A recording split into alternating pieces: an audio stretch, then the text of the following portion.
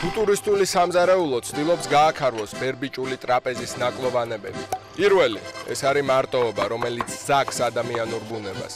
მარტოობა სასიცოცხლო ძალას გწოვს კუჭიდან. მეორე, დამაფიქრებელი შემოქმედებითი დუმილი, იგი წამლავს და ამძიმებს ჩვენ ყოველდღიურ ლუკმას. მესამე, ცოცხალი ადამიანის უხორცობა. ადამიანის ხორცი აუცილებელია, რათა არ დავივიწყოთ ჩვენი სასოებამოკლებული სასის უსუსური ცხოველური საწყისი.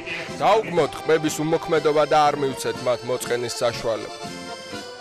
აი, ეგეთი ანდერძი დაგვიტოვა ფილიპო მარინეტიმ თავის ფუტურისტული სამზარეულოს მანიფესტში. საჭმლის კეთება გავს ლექსის წერას. აიღებ ინგრედიენტებს, ასო აქნი და მერე შეაზავებ.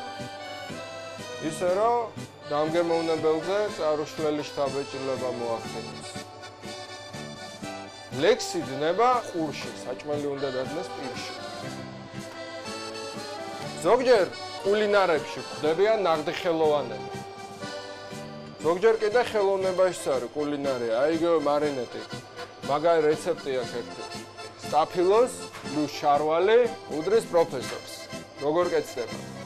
ვიღებთ სტაფილოს, ვიღებთ მოხარშულ ბადრიჯანს და სტაფილოს უკეთებთ ფეხებს ისე, რომ პროფესორის ნაბიჯებს გავდეს. ერთი აქეთ. ფოთოლი არ მოაჭრათ. ფოთოლი არის პენსიაზე დამყარებული იმედი. მოგესალმებით, ეთერშია გადაცემა ლიტერატურული უწონადობა, მე კი მისი ავტორი და წამყვანი შოთა გაგარინი გახლავართ. დღეს საუბრობთ კულინარიაზე. კულინარია ძალიან აქტუალური თემაა უკანასკნელი დღეების განმავლობაში გასაგები მიზეზების გამო. დღესაც საშობაო და საახალწლო დღესასწაულებს გულისხმობ. და ვსაუბრობთ ამ თემაზე ორ ძალიან საინტერესო სტუმართან. პირველ მათგანი გახლავთ დიანა ანფიმიადე, პოეტი. მეორე კი თამარ ბაბუაძე, ცხელი შოკოლადის რედაქტორი, რომელიც ცხელ შოკოლადში არის ასეთი რუბრიკა, იმ იშვიათ ჟურნალთაგანია, რომელიც არის რუბრიკა კულინარიული. დიანაც ხანდახან გვაქვს ხოლმე სიამოვნება გავეცნოთ დიანას სტატიებსაც და თამარს ძალიან უყვარს ეს რუბრიკა, რამდენადაც ვიცი, იმიტომ რომ კულინარია უყვარს. პირველი კითხვა ასეთ ზოგადი რო დავსვათ. თანამედროვე ფსიქოანალიზში ძალიან მიღებულია კონცეფცია, რომელიც ამბობს, რომ ადამიანს ახასიათებს ის, რითიც იკვებება. ადამიანის შეიძლება მსოფლმხედველობა ჩამოაყალიბოს იმ საჭმელმა, რითიც იკვებება, ერთ ბუდისტური ანდაზაც კი არსებობს, შენ ხარ ის, რასაც ჭამ. ანუ ჭამა, როგორც ასეთი არის, რაღაცა უნივერსალური გამოცდილება, რომელსაც გააჩნია გარკვეული სოციალური ფუნქციაც, მით უმეტეს საქართველოში, როცა ყველა დღესასწაული ლამის სოციალური რიტუალია, ხო, რაღაც ქართული სუფრა, ეს არ არის უფრო სულიერ რელიგიური რიტუალი, არ არის, უფრო სოციალურია და სოციალიზაციის ლამის ერთადერთი გზა ქართული ტრადიციული სუფრა. ხო და ვინაიდან საჭმელი დაუშვათ არა მარტო არგებს, არამედ აგებს ადამიანსაც და ეს უკვე რაღაც მეცნიერული სიმაღლეებიდან მსჯელობენ და ამაზე როგორ შეიძლება დაახასიათოს ქართულმა საჭმელმა ქართველი ადამიანი რა შტრიხებს ზენს ახალს ხასიათში ან რა ძალიან სახასიათო კერძები გვაქვს და გამორჩეული სამზარეულო. ხო და რა თვისებები შეიძლება წავიკითხოთ ქართველის, რომელიც ქართულ სამზარეულოს შეგვიძლია მივაწეროთ, არის ესეთი რა. პირველ რიგში ალბათ მაგაზე ვიფიქრებთ, დიაქრონიულ ჭრილში ყველაფერს ვერ განვიხილავთ, იმიტომ რომ ბევრი რაღაცა ეს თან ის რაც ახლა ითვლება ქართულ სამზარეულოდ, ქართულ კულინარიად არ არის, ასე ვთქვათ, საკუთრივ ქართული ჩვეულებრივი მიზეზების გამო, რომ ესა თუ ის პროდუქტი რაღაც ეტაპამდე მზარდ არ იყო საქართველოში. რაც შეეხება მაგ საკითხზე, მე მიფიქრია, ვთქვათ, რაღაცა კერძების ქართულ სამზარეულოში არსებობა, არ არსებობის თვალსაზრისით. მაგალითად, ჩვეულებრივი სალათი, რომელიც მსოფლიო კულინარიაში ერთ-ერთი მნიშვნელოვანი შემადგენელია, ძალიან ბევრი ქვეყნის კულინარიის, ქართული, როგორც ასეთი ქართული სალათი არ არსებობს. არსებობს სუფრაზე, ესე პატარძლის დაკრეფილი ესე დაყრილი, ხასხასა მწვანილი, კიტრი და ასე შემდეგ. სამაგიეროდ ქართულ კულინარიაში, აი ზუსტად იმ ძველ ქართულ კულინარიაში ძალიან საინტერესო გამოყენება აქვს სხვა ბოსტნეულის კერძებს, მაგრამ ესეთი მზა, ასე ვთქვათ, მოუხარშავი, დაუმუშავებელი ბოსტნეული არ მახსენდება. და ეს აი განსაკუთრებული სიყვარული ხორცისადმი და რძის პროდუქტებისადმი, რაც ზოგადად მთიან ქვეყნებში, არა მხოლოდ საქართველოში, კავკასიურ სამზარეულოშიც არის ძალიან ბევრი მსგავსება.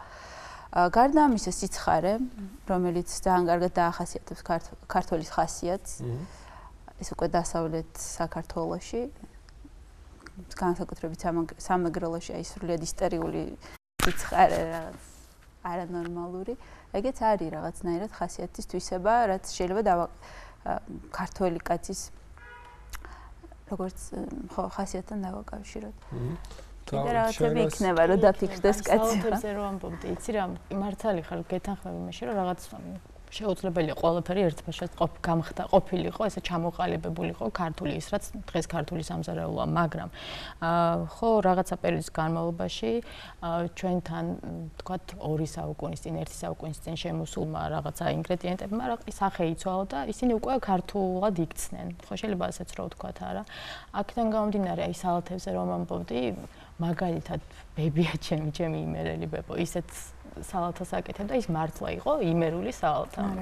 მაგალითად, კიტრი, პამინდორი, ნიგოზი, დაჭყლეტილი ნიორი. ეს იმას ალბათ არ ვიცი სხვაგან, აკეთებენ სხვაგან ასეც რაღაც გონია, რომ ის იყო აი სალათის იმერული ვარიანტი, ანუ ცოცხალი სალათის იმერული ვარიანტი.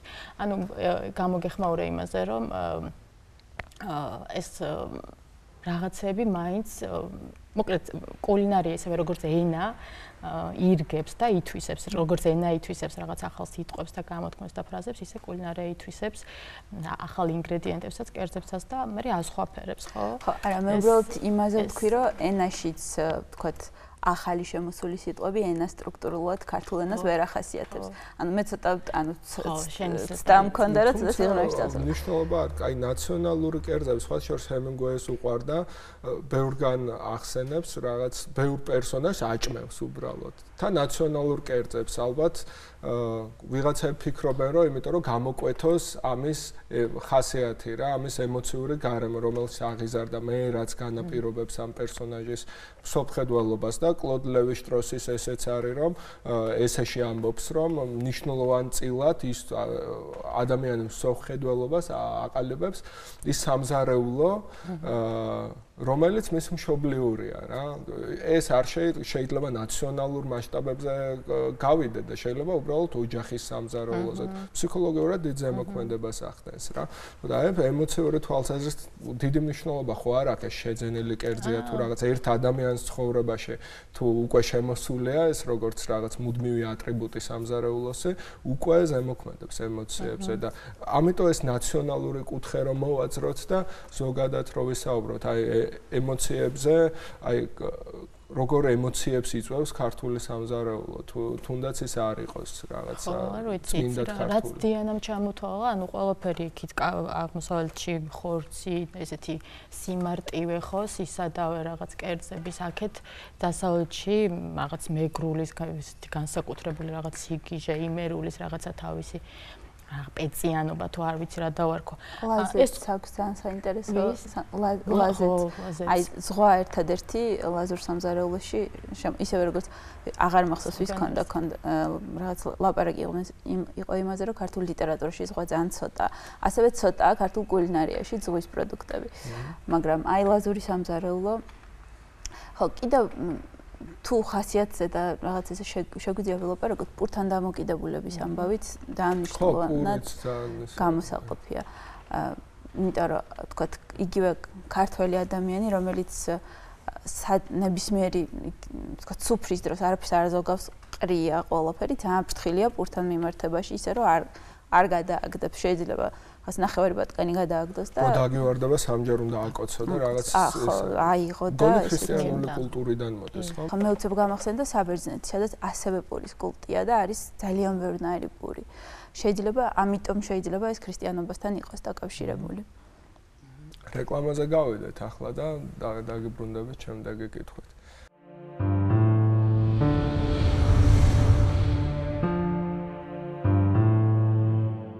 ბრუნდებით რეკლამიდან, შეგახსენებთ ეთერშია გადაცემა ლიტერატურული უწონადობა და ვსაუბრობთ კულინარიაზე. დიანა, პირდაპირ შენ წიგნს წარმოადგენ პირადი კულინარია, რომელიც რიგით მესამე წიგნია შენი. და ანოტაცია აქ ძალიან საინტერესო, შენ თვითონ სვავ იმ კითხვას, რაც მინდა ახლა დაგისვა. კულინარიული პროზა თუ ლიტერატურული კულინარია და ალბათ საკმარისი დრო გავიდა ამ წიგნის დაწერიდან, რომ გეპოვა ამ კითხვაზე პასუხი. რა არის ლიტერატურის და კულინარიის უცნაური სიმბიოზი, რომელიც საქართველოს ძალიან იშვიათია. ქართველებს ზოგადად არ გვიყვარს კერძებზე წერა და საერთოდ ჭამაზე ლაპარაკიც ცოტა უზრდელობად ითვლება. ხო, ამას რაღაც თავისი მიზეზები აქვს, რომელსაც ალბათ დღეს გავშლით გადაცემაში. ამ კითხვაზე მინდა მე პასუხი შენ წიგნზეს მინდა მესაუბრო. წარუდგინოთ მაყურებელს. ეს არის კულინარიული მოთხრობების კრებული. ასე კულინარიული პროზა. თუმცა ისე ჟანრულად რა გამოყვა, უფრო მეტად არის ისტორიები, რეალური ისტორიები, სოციალური საკითხებიც, აი 90-იანი წლების კულინარია მაგალითად, როგორც იმ პერიოდის დახასიათება და ჩემი პირადი ისტორია. ერთგვარი ერთ-ერთი წიგნში მქონდა მითოლოგიური გმირები, როგორც ოღონდ ის პოეზიის კრებულია, როგორც ჩემი პირადი ამბები. კონსპექტური მითოლოგია იყო ეს წიგნი. შოკოლადი დაჯილდოვდა საბაზე, ხო? და მან არის ზუსტად უკვე რეცეპტები, როგორც ჩემი ცხოვრების რეცეპტები, ასე ვთქვათ. ეგეთი. ალბათ უფრო არის ჩვეულებრივი კულინარიული პროზა. არა რეცეპტების შესაფუთად არ ყოფილა ის ტექსტური ნაწილი, მხატვრული ნაწილი პირიქით. რეცეპტები არის იმისთვის, რომ ცოტა უფრო გამოსაყენებელი გახადოს ეს წიგნი და ასე ვთქვათ, ისეთი მკითხველისთვისაც, ვისაც ხა ძალიან კითხვა შეიძლება არ უყვარდეს. ხო, ალბათ სამზარეულო წიგნები ერთ-ერთი იშვიათ წიგნთაგანია, რომელსაც ყველა თითქმის ყველა ადამიანი, ვინც საჭმელს აკეთებს, ყოველ შემთხვევაში კითხულობს და საჭმელს უფრო მეტი ადამიანი აკეთებს. ძალიან სწორი მარკეტინგი. ხოთა შორის რაღაც რამდენიმე წლის წინ რომელიღაც წიგნის გამყიდველი მელაპარაკებოდა, რომ ერთადერთი, რასაც საქართველოში იპარავენ, ეს არის კულინარიული წიგნი მაღაზიებიდან. ამერიკაშიც მგონი ესეა, მახსენდება იმის წიგნი, ამერიკელი აქტივისტი რო იყო, ები ჰოფმანი. და წიგნს ერქვა მოიპარა ეს წიგნი პირდაპირ და ასწავლიდა როგორ იცხოვროს ადამიანმა უფასოდ. საჭმლის კეთებასაც ასწავლიდა, მაშინ დიდი ნაწილი იყო ეს კულინარიული, იაფად როგორ ჭამო, როგორ იკვებო, სად დაიძინო რაღაცა და პირდაპირ დაარქვა მოიპარეთ ეს წიგნი. ანუ მგონი ქართული ის არ არის, უნივერსალური ფენომენია. კარგით, შეიძლება ამ დიანას წიგნზე რა ვთქვა? როგორ არის?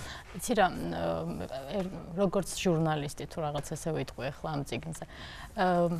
მგონია რომ ერთადერთია ასეთი ჟანრის თუ ასე დაწერილი წიგნი კულინარიაზე. საერთოდ ძალიან ბევრი წელი გავიდა მას მერე, რაც კულინარიული წიგნების გამოცემა დაიწყო საქართველოში. გონი ბარბარე ჯორჯაძის მერე იყო ეს. 19 საუკუნის ბოლოს დაიწყო. ნინო ხოფერია ეს კლასიკური საბჭოთა გამოცემა, ძალიან პროპაგანდისტული, ასე ვთქვათ, და რაღაც საბჭოთა ცხოვრების წესს ავრცელებს, ასე ვთქვათ, ის წიგნი და მერე იყო 90-იანები, თითქმის არაფერი და ხა ერთბაშად წამოვიდა როგორც ჟურნალები, ისე რამდენიმე ისეთი რა ქვია, პრიალა, დიდი, კარგად ილუსტრირებული კულინარიული გამოცემა. მაგრამ ეს მგონია რომ ესეთია, ყოველსგან გამოირჩევა ზუსტად იმით, რომ აი როგორც ქვია, პირადი კულინარია, ხო?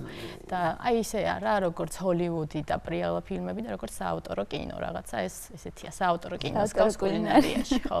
ჩემთვის ესეთია. ახობით ესეთი ტიპის, ახოთ ეს წიგნი მე არ მქონდა წაკითხული ამ წერის პროცესში, აქვე ხარ, რადგან აქ ხარ ის ერთ-ერთი მუზა იყო ცხელი შოკოლადი, იმიტომ რომ რაღაცა კულინარიული სტატიები უნდა მეწერა, ხო. და ნუ ეს ჩვეულებრივი რაც სარესტორნო კრიტიკა, რაც არ მომინდა, ნუ ვერ დავწერა მაშინ მაგაზე. და რაც ესეთი ტიპის რაღაცები გამოვიდა. ხო, და რას ვამბობდი, წიგნი ბოლოს 1-3 თვის წინ თუ რაღაც მაჩუქეს. ელისტო კლასი. არის გერტრუდა სტაინი ის ასე ვთქვათ თან კომპანიონი საყვარელი რა ქვია მაგ პარტნიორი ხო და ის მას აქვს ზუსტად ეს რეცეპტები რომლებსაც ამზადებდა თქო პიკასოსთვის რა ჰემინგუეისთვის და ისტორიები ან მთელი ეს პარიზის ფიჩერალდის შტაინთან ურთიერთობდა ხო პარიზის ბოჰემის მთელი ცხოვრება არის რეცეპტების პარალელურად ხო ანუ აი ძალიან საინტერესო იმიტომ რომ მართლა არის პერიოდის რაც ლიტერატურული კვლევა ოღონდ პლუს კულინარიული შტრიხებით ძალიან საინტერესო წიგნი. რახან ჟურნალისტიკის თემას მივადექით ახლა ახსენეთ ჟურნალები და უკვე შენ პროფესიას რომ მაგალითად ლიტერატურაში ჭამა განსხვავდება ჟურნალისტიკაში ჭამისგან. ლიტერატურაში ჭამა არის მეტაფორა რაღაც რომელიც შეიძლება გამოხატავდეს ძალაუფლებისთვის ბრძოლას, ხო? შეიძლება დაუშვათ საბავშვო ლიტერატურაში სოციალური ჰარმონია ან დისჰარმონია, ჩაის რიტუალი ალისაში, ლუის კეროლის, არ ვიცი, რამდენად საბავშვო წიგნია, რამდენად ფსიქოდელია შეიძლება საბავშვო იყოს, ან პიტერ პენში. პოეზიაში მეტწილად ხილია, როგორც არქეტიპი, აი პოეზიაში ხილი რო შეგხვდებათ, იმ ლექსში აუცილებლად საუბარი იქნება ღმერთზე, ან ნაგულისხმება, რაღაც ღმერთის არსებობის მეტაფორა შეიძლება. ჟურნალისტიკაში რა ერთია გამოცემები, ჟურნალისტიკასაც შეიძლება ჩემი ის არის ახირება, მაგრამ ჰანტერ ტომპსონის და ტომ ულფის მერე ჟურნალისტიკაც მწერლობად მიმაჩნია. სადემარკაციო ხაზი პრინციპში აღარ არის. დამოკიდებულია ავტორზე, კარგი ჟურნალისტი, კარგი მწერალიც არის. ესე მევიჩნევ. ჟურნალისტიკა და კულინარია. ან ცხელ შოკოლადში მგონი ტრადიციული რუბრიკაა, ხო, კულინარია, რაც და ცხელი შოკოლადიც პრინციპში საჭმელია, სასმელი. დიანას საავტორო რუბრიკა გქონდა ცხელ შოკოლადში და მგონი რომ არ ვიცი, ნახოთ, ეგ სხვა თემაა. დავაბრუნებთ, არ ვიცი, მე ძალიან მინდა რომ დავაბრუნოთ. მაგრამ ამ წუთას რაც რეგულარულად არის ცხელ შოკოლადში, ეს არის რესტორნის კრიტიკა, ეს პატარა ერთგვერდიანი მიმოხილვა ამა თუ იმ რესტორნის. მაგრამ ისიც არ არის ესეთი სტანდარტული, მშრალი, არის უფრო ცოტა მხატვრული შეიძლება იყოს. როგორც მიშელის ზუსტად ისეთივეა შედის ადამიანი თავის შეგრძნებებს აღწერს და კი მხატვრულია. ცხელ შოკოლადს რო თავი დავანებოთ, იმიტომ რომ ეს მაინც ისეთია, არ ვიცი, არ არის კარგი მაგალითი იმ დიდი გამოცემების ფონზე, რომლებიც, რა ვიცი, წლებია კულინარიაზე წერენ და მაგალითად იგივე ნიუ-იორკერი შემიძლია დავასახელო, რომელიც მთელ გამოშვებებს უძღვნის კვებას, ფუდიშუები აქვს უზარმაზარი. და იქ არ ვიცი არ არის ესეთი როგორც შენ თქვი რომ მხატვრული ლიტერატურასა და ჟურნალისტიკას შორის არ არის სადემარკაციო ხაზი, ისე არ არის კულინარიაზე მწერალ ჟურნალისტებსა და ჩვეულებრივ კარგ ჟურნალისტებს შორის ხაზი გავლებული. სხვათა შორის ამ ფუდის გამოცემაში იყო ერთ ძალიან საინტერესო სტატია, როგორ ეს დეგუსტატორი როგორ ცხოვრობს, რა საშინელი ცხოვრება ქონია რა. ჯერ არავინ არ უნდა იცნოს, სხვადასხვა სახელით ერთი დღით ჩადის ყველგან ერთი რესტორნისთვის და მოკლედ ყველას რო გონია ძალიან მაგარი პროფესია და ადიხარ უფასო ჭამ, რაღაც ჯოჯოხეთი იყო აღწერილი და ესა. იქ იყო ზუსტად ნიუ-იორკერში ერთ-ერთი ავტორი წერდა, რომ ორნაირი მწერლები არიან, კულინარიაზე მწერლები ორნაირი ტიპის არიან. ერთნი, რომლებიც ძალიან ისე ცოტა იუმორში, ცოტა ცინიკურად წერენ თემაზე, რომელიც არის ძალიან სამომხმარებლო და ისეთი არაფერი, ანუ რომელიც არის ძალიან სამომხმარებლო და გაგრძნობინებენ, რომ აი იმ კონკრეტულ მომენტში ეს არის რაღაცა ხელოვნების ნიმუში, თუ ეს არის რაღაცა ყველაზე მნიშვნელოვანი რამ, რაზეც შეიძლება წაიკითხო. და მეორე ნაირი მწერლები არიან მწერლები, რომლებიც წერენ კვებაზე, წერენ კერძებზე, მაგრამ ამავე დროს გიამბობენ გემოვნებაზე, გიამბობენ იმ ქვეყანაზე, გიამბობენ რაღაცა, არ ვიცი, ფენომენებზე, კულტურაზე, რაღაც ახალ შრეებს ჭრიან.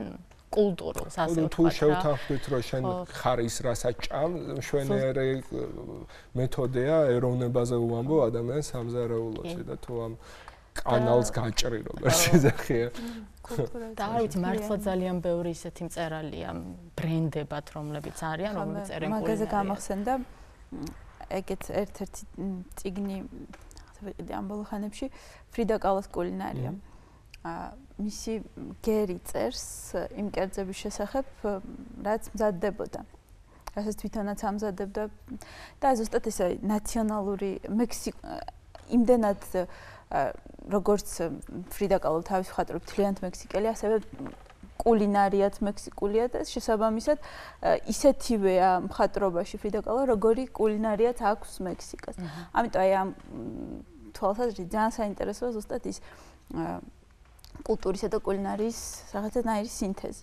დღეს წიგნი ერთ-ერთი თვალსაჩინო მაგალითი იყო მაგის. ბევრი კულინარი ამბობს, რომ შემოქმედებითი პროცესი, ანუ ეს არ არის გონი გადაჭარბებული შეფასება, იმიტომ რომ ნამდვილად ასეა, რაღაც ინგრედიენტებს, რაღაც დოზებს უსადაგებ, კრეატიული პროცესია ჩართული, იგონებ რაღაც ახალს და იმას და არა მხოლოდ კრეატიული, მეცნიერული კულინარიაზე წავედით, საერთოდ სასწავლები. ასეც ქვია culinary arts, ასეთი დისციპლინა ხო, უკვე უმაღლეს სასწავლებლებში, ანუ ხელოვნება ხო, რა ვიცი. აი ეროვნულ სამზარეულოს რო დაუბრუნდეთ. ფემინისტებისთვის, ქალთა უფლებადამცველებისთვის, სამზარეულო არა ქალის მარგინალიზების სიმბოლო. მე ძალიან არ მომწონს. მით უმეტეს რომ პირველი ერთ-ერთი პიონერი ქართველი ქალთა უფლებათა დამცველი ბარბარა ჯორჯაძე ფემინისტი ასე წერს კულინარიულ წიგნს სრულ სამზარეულოს მე-19 საუკუნის ბოლოს, რაც ერთ-ერთი ყველაზე მნიშვნელოვანი სამზარეულო წიგნია, რაც ქართულად დაწერილა, ხო? თავისი მხატვრული მახასიათებლებით და ბოლო-ბოლო ეს ევროპული პირველი სამზარეულო წიგნი იყო, ბიფშტექსი და ასეთი კერძები, სადაც ჩნდება. თან სასაცილო რუსული სლენგით წერდა. ძალიან საინტერესო წიგნია ეს, იმიტომ რომ თვითონ ნუ ახლა მის მოღვაწეობას რო თავი დავანებოთ, ვთქვათ, წერილებს, სადაც ქალთა უფლებებს იცავდა და ასე შემდეგ, უბრალოდ მის ლიტერატურას, საკუთრივ ლიტერატურას რო შევეხოთ, მოთხრობებს და ლექსებს. ნუ აი ისეთია ძალიან არც თუ კარგად გამოიყურება. ჩემთვის როგორც მკითხველის სამაგიეროდ აბსოლუტურად გენიალური ქმნილებაა ეს სამზარეულოს წიგნი, რომელიც არ არის მხოლოდ რეცეპტები. აქ არის მე-19 საუკუნე, არის ქართული ენა, ანუ სოციალური ამბავიც არის, იმიტომ რომ ზუსტად რუსული ბარბარიზმები, არა მხოლოდ რუსული. ევროპული სამზარეულოს შემოსვლა, მე სიტყვები, აი და იმდენ მხატვრული მაგალითად ასულიერებს ზოგ შემთხვევაში რაღაცა მაგალითად ცომიო ისე წყნარად უნდა გააგოროთ, რომ არ შესცივდესო. და აი ესეთი მომენტები არის ძალიან ბევრი. ერთ-ერთი საუკეთესო ქართული მხატვრული ტექსტია ჩემთვის. კულინარიული რომანი. რაღაც მზარეულსაც განსაკუთრებულ თავისუფლებას აძლევს, მე რაც შევამჩნია, რომ არ გისახელებს წვანელებს რა უნდა უქნა შეგნეთ, რაღაც ნება მოაყარე რა. ხო, ნუ ზოგ შემთხვევაში კურიოზულიც არის ხოლმე, მაგალითად თუ სახლში არაფერი გაქვთ, გამოიღეთ წინა დღის მოხარშული ნახევარი ინდაური. და მე სულ მე ვკითხულობ, სულ მოიცი რა ეს მაგ ხოლმე კითხვა ეს ყველაფერი რაღაც ერთგან წერია, რომ ყავაში აუცილებლად უნდა გაუკეთო რაღაცა ასახელებს სამდენი ციკორი. იყო ეს ციკორი ასე მასობრივი მოხმარების სიტყვაზე, ან არტიშოკიც წერია მგონი რომელიღაც რეცეპტში. ანუ მგონია რომ ეს ამ კუთხითაც კარგი ის არის, კვლევის საბაბს იძლევა ეს წიგნი, რომ შეგიძლია ნახო რას მართლა რა იყო რაღაცა დიდგვაროვანთა წრისთვის ხელმისაწვდომი, რას მიირთმევდნენ, რა იყო მოდური და მე როგორ გაქრა, არ ვიცი, რაღაც რიგი მიზეზების გამო. რეკლამაზე გავიდეს და ბარბარა ჯორჯაძეთი შემოუბრუნეთ ისე. რეკლამა და ბრუნდებით.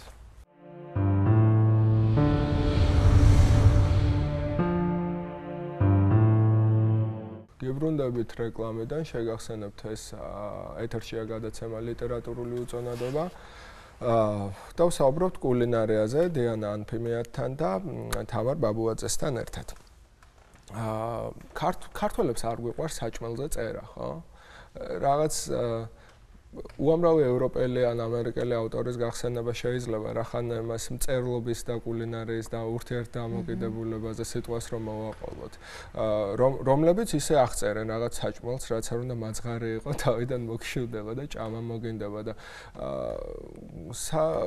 ქართულ ავტორებში მიუხედავად იმისა, რომ ესეთი აქტუალურია სუფრა და ყოველი, სოციალიზაციის ლამის ერთადერთი ფორმაა, ტრადიციული ქართველისთვის სუფრა და ამდენად შემოჭრილია ჩვენ ყოველდღიურობაში, მაგრამ მწერლობაში არ არის რატო სადაც არის ახლა დავფიქრდი მე სადაც არის ნეგატიურ კონტექსტში მაგალითად ტრაგედია უგმიროთ ლუარსაბ თათქარიძე ის მისი ეს ჭამა არის აბსოლუტურად ნეგატიური ამბავი მის რა ჯაყოს ხიზნები ჯაყოს ხიზნებშიც ჯაყოს ძალიან ცუდად ახასიათებს მისი ეს ძალიან არაესთეტურია მაგრამ ამავე დროს არის მაგალითად ნუგზა შატაიძეს აქვს ძალიან საინტერესო პურის მოთხრობა ძალიან ესთეტური და სასიო მე ხა ვაჟაზე ვიფიქრე ადრე და ის მომენტი მახსენდება კაცის ხორცის ჭამა აუდოს ხო კოტეჯანდი ერთთან არის გლობალიზაციაში ყველაზე კიდე ძალიან კარგი პასაჟები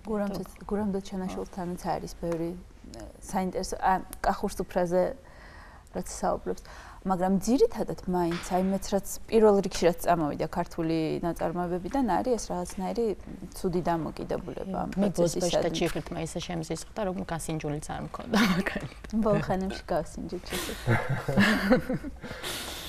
ხო და რა შეიძლება იყოს ამის მიზეზი რაღაცნაირად ისე არის ჭამაზესა მე მახსოვს აი ეზოში რომ ვიყავი და სახში რომ უნდა ავსულიყავი საჭმელა დედა რომ ეძახდა არასოდეს არ მეუნაოდა რომ საჭმელა თამოდი იმიტომ რომ ეს რაღაც არაეთიკურია რატომღაც უზდელობად ითვლება ჭამაზე საუბარი რატო ჩვენ ძალიან საინტერესოა რამდენიმე ვერსია შეიძლება დავუშვათ ერთი ეს სოციალური წინაპირობა რომ ვიღაცა შეიძლება საჭმელი ქონდეს ვიღაცა არ ქონდეს და ამაზე ბევრი ლაპარაკი არაეთიკურია რაღაცა ესეთიც ფსიქოანალიტიკა რო ჩავრთოთ ახლა ადამიანი როგორ ჭამს ერთგვარი სარკეა მისი შინაგანი სამყაროსი თუ რაღაცა ესეთ კონცეფცია რო შეიძლება ამოიცნო ადამიანი როგორია იმაში რაღაც ვერსიებია მაგრამ არც ერთი ჩემთვის სარწმუნო არ არის იმდენად რომ ამდენად ასე ვთქვათ აკრძალული თემა იყოს ჭამა რატომ უნდა იყოს აკრძალული მაგრამ ლიტერატურაში ხო აი შენ რაც ვთქვი ნეგატიურ კონტექსტშია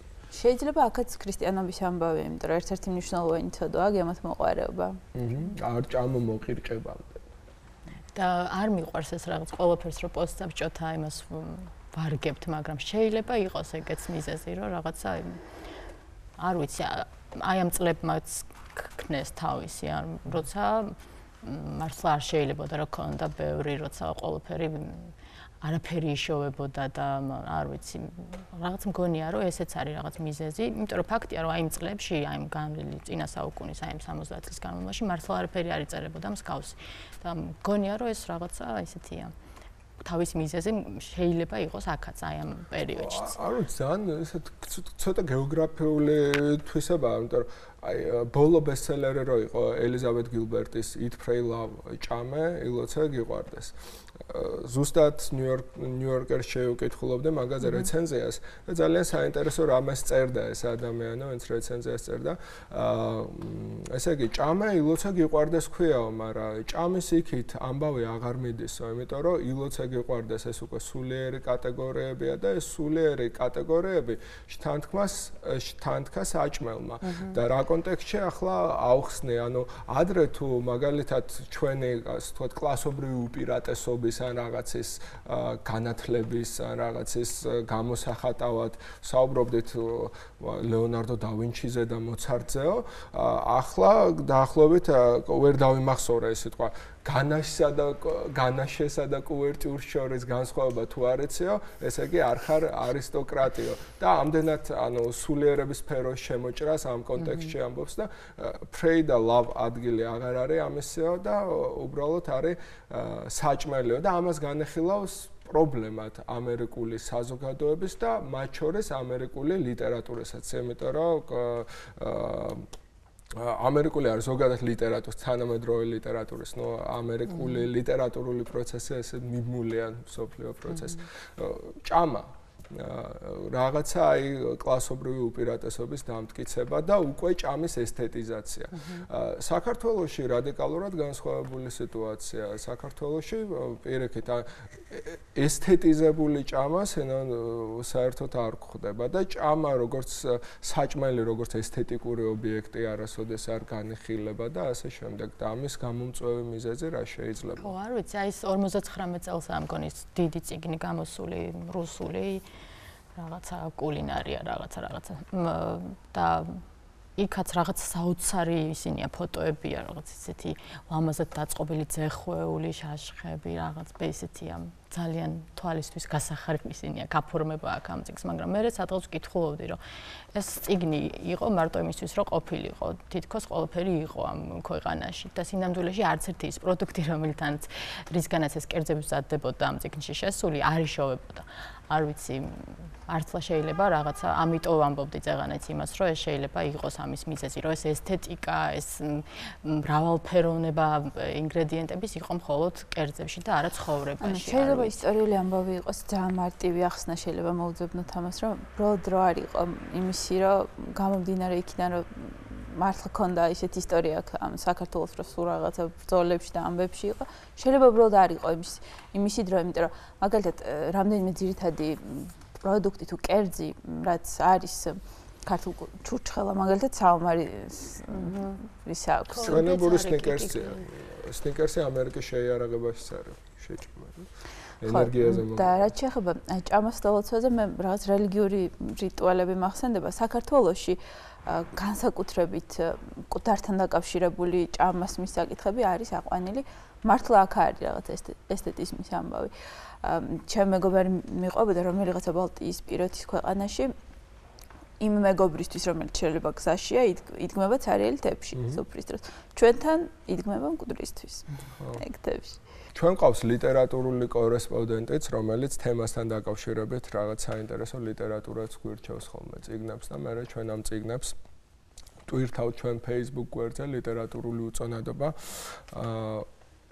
კოშკა ვალაპარაკოთ მაშინ და განვაგრძოთ საუბარი გამარჯობა შოთა, მოგესალმებით დილოსავ ახალ წელს. მე დღეს წარმოგიდგენ წიგნს ჩაკ პალანიკის ცოცხლად გადარჩენილი. სამწუხაროდ ეს წიგნი არ არის ქართულად თარგმნილი. მიზეზი თუ რის გამოც მე გადავწყვიტე ამ წიგნის შემოთავაზება დღეს ქართველი მკითხველისთვის არის ის, რომ ეს წიგნი არის გაჯერებული მზა რეცეპტებით, კულინარიული რეცეპტებით და მეცაც გეტყვით, არა მხოლოდ კულინარიული რეცეპტებით, არამედ ამ წიგნში შეხვდებით ძალიან კარგ რეკომენდაციებს იმასთან დაკავშირებით თუ რა კერძს რა ტიპის სასმელი უხდება მაგალითად რა ტიპის ჭურჭლით შეიძლება ჭამლე ესა თუ ის კერძი პალანიკი ცნობილია ამ ტიპის რეკომენდაციებით და ერთ-ერთმა რუსმა კრიტიკოსმა სხვათა შორის მას რეცეპტების მწერალიც კი უწოდა, ანუ მისი სტილისტიკა არის ასეთი, თუნდაც მისი ყველაზე ცნობილი ნაწარმოები მებრძოლთა კლუბი, რომელიც არის ქართულად თარგმნილი, ისიც კი გაჯერებული არის მზა რეცეპტებით, ოღონდ იქ უკვე სხვა ტიპის რეცეპტებს შეხვდებით, თქვათ როგორ დავამზადოთ კუსტარულად ასაფეთქებელი სახლში, საპნით და ასე შემდეგ და როგორ ავაფეთქოთ ისეთი რაღაცები, რაც არ მოგწონს. და ასე შემდეგ. მოკლედ მე ძალიან დიდი იმედს ვიტოვებ, რომ ეს წიგნი ოდესმე უახლოეს მომავალში ყოველ შემთხვევაში იქნება თარგმნილი და იხილავს მას ქართველი მკითხველი, ხოლო სხვა დანარჩენ წიგნებს კულინარიასთან და ლიტერატურასთან დაკავშირებულ სხვა წიგნებს მაყურებელი შეხვდება ჩვენს Facebook გვერდზე ლიტერატურული უწონადობა. მე ამით გემშვიდობებით. კოშკა ჩავართეთ. აი ძალიან საინტერესო სურვაივორი არის, ანუ გადარჩენილი Fight Club-ის, მებრძოლთა კლუბის მერე რაც დაწერა და ბევრი ადამიანი განეხილავდა ამას ტესტად, ხო არის რაღაც სადებიუტო წიგს ბომბას რო დადებს, მერე ამ სოფომორულს ელიან რო ძალიან ისეთი იქნება. უკვე სუსტი, იმიტომ რომ პირველისთვის მთელი ცხოვრება იდეებს აგროვებ რაღაცა და მეორესთვის უკვე გამომცემლები გაჩქარებენ ამ იდი რაღაცა და ძალიან ცოტა დრო გრჩება რამის მოსამზადებლად, მაგრამ გაამართლა და მე ვიცი რომ ამის თარგმნა უკვე დაწყებულია. უბრალოდ არ ვიცი რომელი გამომცემლობის მე არ კონკრეტულ მთარგმნელს ვიცნობ ვინც ანუ აქამდე ვერ ვიტყვი მაგრამ სავარაუდოდ 6 თვეში გვექნება ქართულად ჩაკ პალანიკის გადარჩენილი ხო და ისევ რომ დაუბრუნდეთ ქართულ სამზარეულოს ძალიან საინტერესოა შემდეგი რამ ქართული სამზარეულო და რო შევადაროთ მაგალითად ევროპული სამზარეულო. ნუ თვალსაჩინო წარმომადგენელი აქვს საფრანგეთი ყველაზე მაგარი. ეხლა ბევრმა არ იცის რომ ის კერძები რაც ფრანგულ სამზარეულოში თითქმის ყველა მე-20 საუკუნეში მოიგონეს, ხო?